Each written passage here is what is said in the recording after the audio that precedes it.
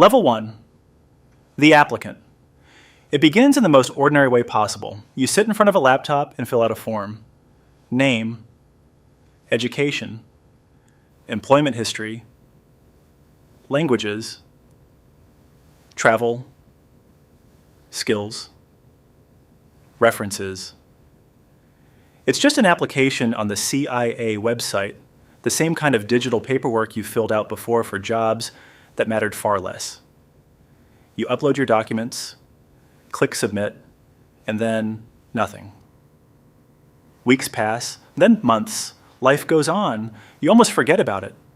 Then one day, an email arrives. They want to interview you. You pay for your own flight to Virginia. No glamour, no dramatic summons, no black car waiting at the airport.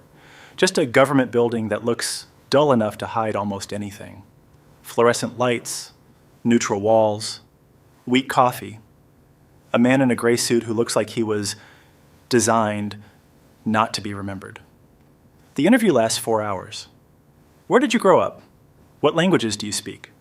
Have you ever used drugs? Have you ever been arrested? Have you ever lied to a supervisor? Have you ever stolen anything? The questions seem disconnected at first, but they're not. They're mapping you, testing your reactions, watching for contradictions, building a profile out of your words, your pauses, and the things you try too hard to explain. You pass that stage. Then comes the polygraph. A strap goes across your chest, sensors clip onto your fingers, a blood pressure cuff tightens around your arm until your hand starts to tingle. The room is small and blank and windowless. White walls, bright light. No decorations, no softness anywhere. Just you, a chair, a machine, and a man whose face never shifts enough to tell you what he's thinking. Have you ever committed a serious crime you were not caught for? Your breathing changes. The machine records it. Your pulse jumps. The machine records that too. The truth is the polygraph doesn't detect lies. It detects stress. It measures pressure, discomfort, arousal, fear. It cannot reliably tell the difference between a lie and a frightened truth. But sitting there, wired into that machine, you don't know that. So you start talking. Small things, embarrassing things, old mistakes, buried memories. You confess because the room makes silence feel dangerous, and because the man across from you never blinks long enough to remind you he's just a man. 3 weeks later, a letter arrives. You've been accepted into the clandestine service trainee program. Welcome to the CIA. Level 2, the trainee. They send you to Camp Perry, Virginia. The locals call it the farm. Officially, it's a military installation. Unofficially, it's where the agency teaches people how to disappear, manipulate, recruit, deceive, survive, and keep secrets so thoroughly that even their own faces begin to feel like cover stories. The property stretches across thousands of acres of woods, swamps, and controlled facilities. Razor wire, fences, guards, checkpoints. Silence. For the next year and a half, this is your world. Your mornings start before your thoughts do. At 5 in the morning, you're running through Virginia fog, so thick it clings to your skin. Then breakfast, fast and quiet. Then classrooms, foreign governments, insurgent networks, intelligence history, surveillance detection, tradecraft. That word comes up constantly.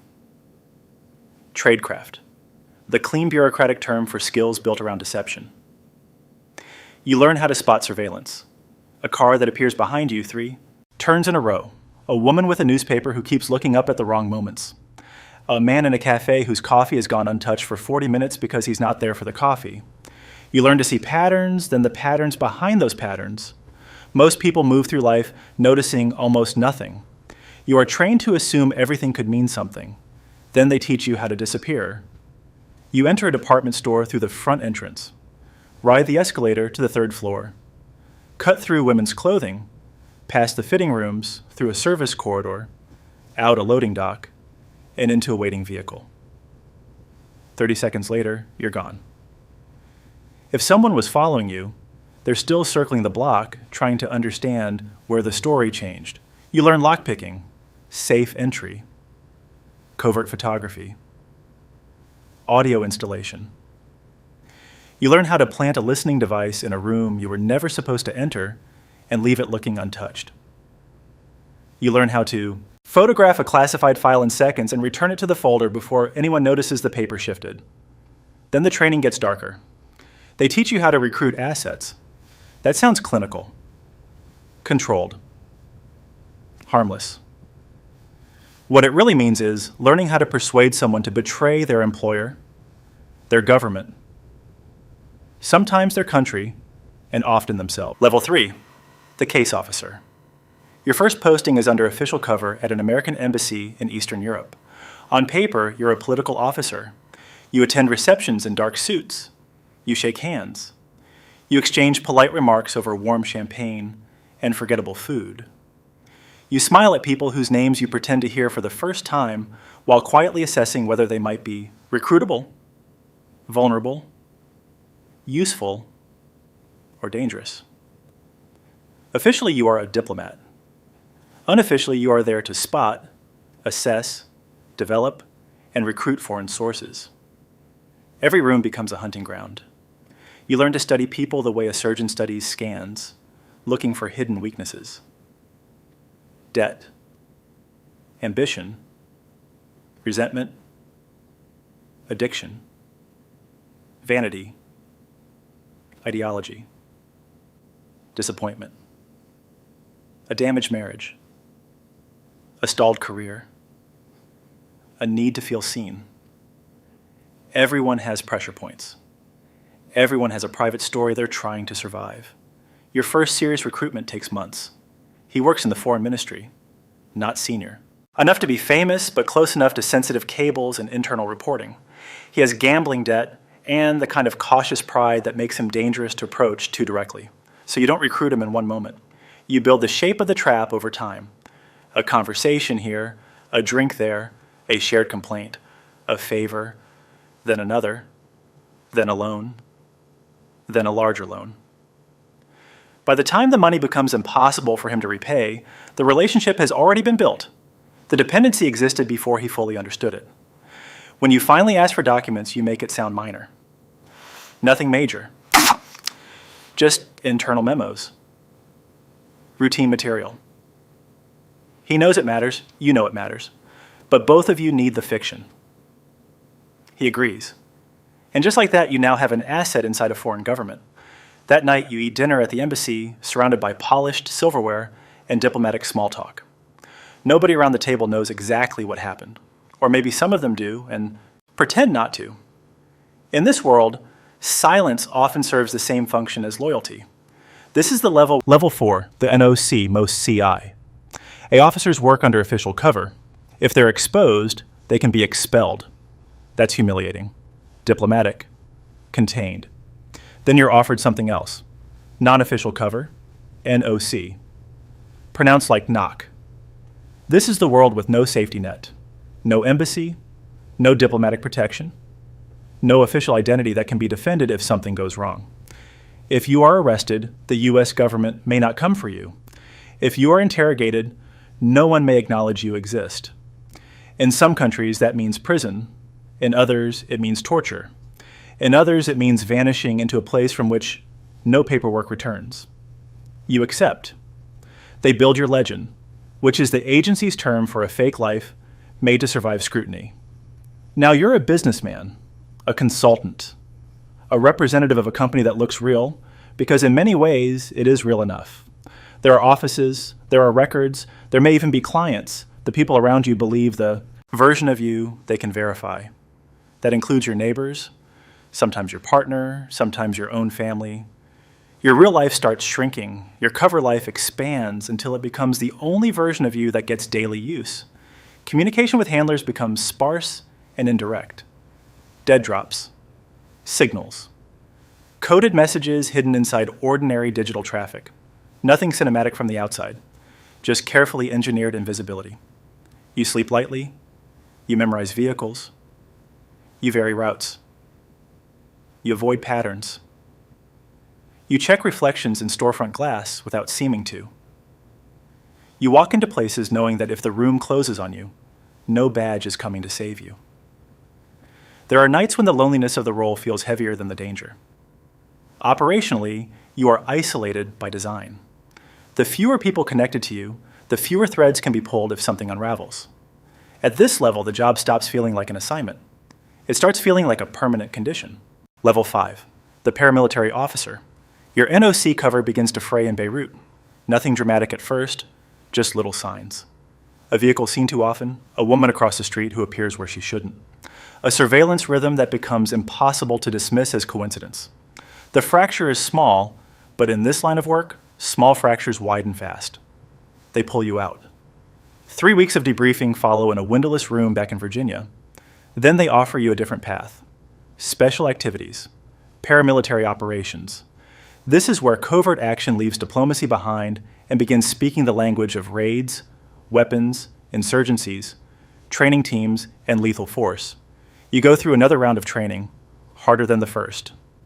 Small unit tactics, demolition, close quarters battle, advanced weapons, combat diving, high altitude insertion, survival, evasion, resistance, escape.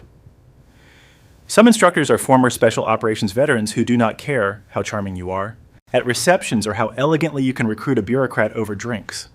They care whether you can move under fire and whether the people next to you stay alive. Level 6, the team leader. After years in paramilitary work, you move up. Now the mission is still yours, but so are the men. You lead a small team, and that changes the weight of everything. Before, you had to survive. Now you have to make choices other people will die inside. Your unit is sent to Libya after the fall of Gaddafi. The country is splintering. Militias control territory. Weapons depots have been looted. Old regime stockpiles are scattered, hidden, sold, traded, denied. Your assignment is to locate chemical weapons caches before someone worse finds them first. You work out of safe houses that change constantly. You sleep in fragments. You bribe commanders whose loyalties are rented by the week. You question detainees who adjust their stories every time they speak. You pay informants who might be desperate, deceptive, or both. Every piece of information has to be weighed against motive, fear, self-interest, and survival. Level 7. The station chief. By now, you've spent enough years in the field for the job to show up in your body. A shoulder that never healed right, knees worn down by landings and marches. Hearing that fades a little more each year. Sleep that comes in fragments, even when there is no reason to be afraid. They make you chief of station. COS, the senior CIA. Officer in an entire country. You are no longer gathering intelligence yourself most days. You are directing the people who do. Every operation flows upward through you, every asset network, every officer undercover, every liaison relationship, every proposed risk gets filtered through your judgment. You meet the ambassador, you deal with local intelligence service. Level 8, the black site commander. Then comes one of the darkest assignments in the system, a facility that does not officially exist, a detention site in a country that publicly denies it is there. The prisoners inside are not ordinary criminals. They are considered high-value detainees, bomb makers, facilitators, couriers, planners, men believed to know where the next network is forming and how the next attack is financed. No public charges, no visible court, no conventional process. Your job is to run the place and extract intelligence. The language around it is always sanitized. Level 9, the division director. Eventually, you return to Langley. The building you first entered as an applicant now feels smaller than it did then, more familiar, more haunted. Each morning you pass the memorial wall, stars carved into stone, no names next to most of them, just symbols standing in for lives spent in secrecy, and in some cases lost inside it. Now you run a division. Hundreds of officers beneath you, thousands of assets feeding intelligence into systems you oversee, enormous black budget resources passing through channels the public will never fully understand. You brief presidents, sit in secured rooms with senior officials, approve covert action, recommend targets, shape operations in places where the United States may publicly insist it is barely involved. Congressional oversight exists, but it has its own rituals. Closed sessions, narrow questions, answers that are true in the technical sense and incomplete in the human one. Everyone involved understands the performance. They do not always want every detail. Often they want deniability that sounds responsible. At this level, you are no longer carrying out the machine. You are helping it run. You see how secrets, budgets, violence, law, and policy interlock.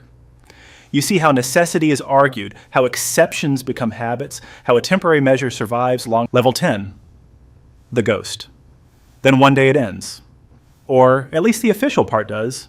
You retire after decades of work. There's a small ceremony in a conference room. Colleagues attend. Speeches are given about sacrifice, commitment, service, and the burden of protecting the country from threats most people will never see. Some of the people applauding are old friends. Some are damaged in ways you recognize instantly. Some will die with pieces of themselves still compartmentalized beyond retrieval. You receive a high decoration, it goes in a box. You cannot display it properly. You cannot tell its story. The most important things you did are the things you are least free to speak about. Even in retirement, the truth remains classified. Some secrets are not just professional obligations anymore. They are the architecture of your identity. You move into a quieter life, at least on paper, but the habits stay. You check locks more than once. You wake in the middle of the night and listen for sounds that do not matter. You scan parking lots, note exits, watch faces, carry memory like a second skeleton. The pension is good. The health care is solid. None of that changes the fact that many of the people who knew the real version of you are dead, distant, or still unable to speak openly. There are operations that failed, people who vanished, detainees you still remember, assets who trusted the wrong promises, families who received polished letters made mostly of omission. None of it officially happened. None of it can be publicly grieved in full. You become what the system was always shaping you to become, a person defined by events that cannot be openly named. A ghost.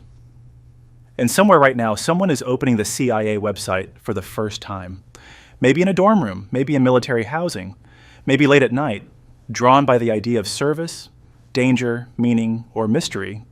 They are filling out a form without understanding what the form really opens. They do not know about the farm. They do not know about the years of lying. They do not know about the man at the casino, the convoy in Libya, the cells in the black site, the stars on the wall, or the metal in the closet. They do not know how a person gets hollowed out and rebuilt with secrets. But if they keep going, they will learn. They always do.